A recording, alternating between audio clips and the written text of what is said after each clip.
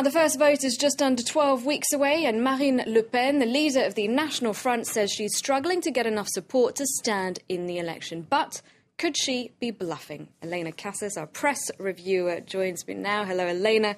Hopefully you're going to shed a little bit of light on that for us. Morning, Claire. Well, as you said, in the polls she's polling as much as 16 or 17%, but Marine Le Pen has been telling everyone, all the papers, that she might not even get on that ballot paper. That's because she needs 500 signatures from France's local mayors, of which there are more than 20,000, in order to get on the paper. And she says she hasn't got those signatures. There's a piece in today's L'Humanité, though, which reckons that she's bluffing. She says that the National Front have come out with this every election for years, and they've always got themselves on the ballot paper. They say it's a means, the paper at least thinks that it's a means of attracting attention onto her campaign. And she says that it's an attack on democracy, the fact that she needs these 500 signatures, and she's campaigning to try and get the government to make those signatures anonymous so that mayors wouldn't be public which mayors had decided to sponsor her. She's also blaming both of the two major parties, the UMP and the PS, say they're putting an undemocratic amount of pressure on their mayors to stop them from sponsoring her. But as the L'Humanité points out, we've been here before. This is a campaign argument that her father, Jean-Marie Le Pen, has come out with at every election since 1981. Here he is in 2002 trying to get hold of some signatures from those mayors. I'm still missing signatures. I've been tripped up by mayors who said they would sponsor me, and then they changed their minds at the last minute. Even so, all politicians agree it would be disastrous if a big part of popular opinion like mine wasn't represented.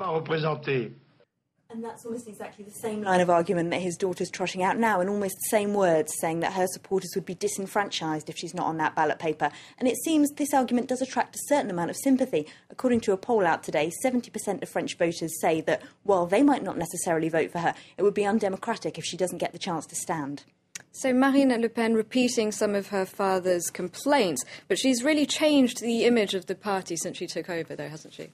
Yes, really, that's what Le Nouvel Observateur is talking about today, about how much she's managed to widen the party's appeal from a fairly narrow hardcore of nationalist supporters who voted for her father year after year. They say there's two major things at play here. Firstly, because she's young, because she's a fresh face, she's managed to make the party look young and modern. She's changed its discourse. It's not just immigration and Islam that she talks about now. It's the economy. She's managed to appeal to a wide range of working-class voters who feel that they've been left aside by the two main parties, that they've been ignored, especially with high unemployment. She's created, the Nouvel Observateur says, a new kind of discourse. When she says there's one kind of party that's against France, that's the category that she piles all the major parties into. And then there's the parties that are in favour of France. It's her policies of ending outsourcing by returning jobs to France and pulling France out of the euro so it would retain more economic independence. That's what she's been talking about. She's almost borrowing language from the left in terms of economic policy. That's what Le Nouvel Observateur is saying. And that plays really well with working-class voters who feel they've been left behind.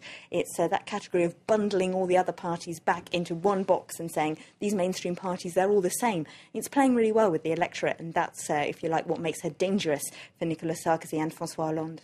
Now, she's also getting a lot of press attention outside of France. Absolutely. Look at this piece in The Times. They say today that the veneer of respectability that she's managed to cast over the party, widening that electorate again, has made the Front National Europe's most dangerous right-wing party.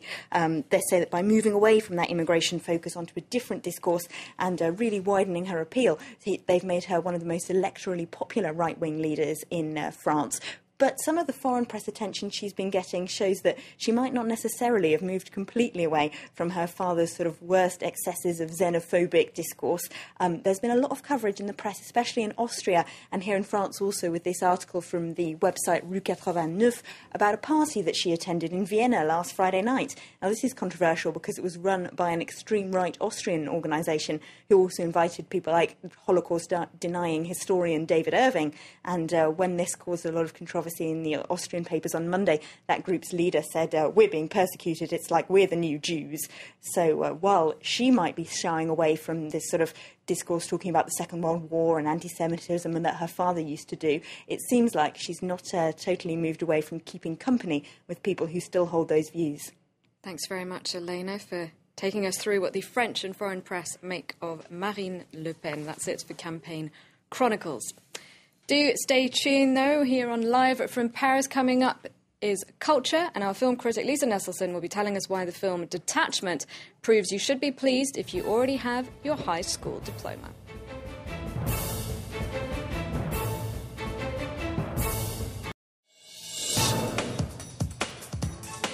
PIP, 3 letters which stir up fear in any woman with breast implants. This week we'll follow the repercussions of this global health scare, starting here in France where hundreds of women have already opted for an urgent explantation. Don't miss Health today, 10:15 a.m. Paris time on France 24.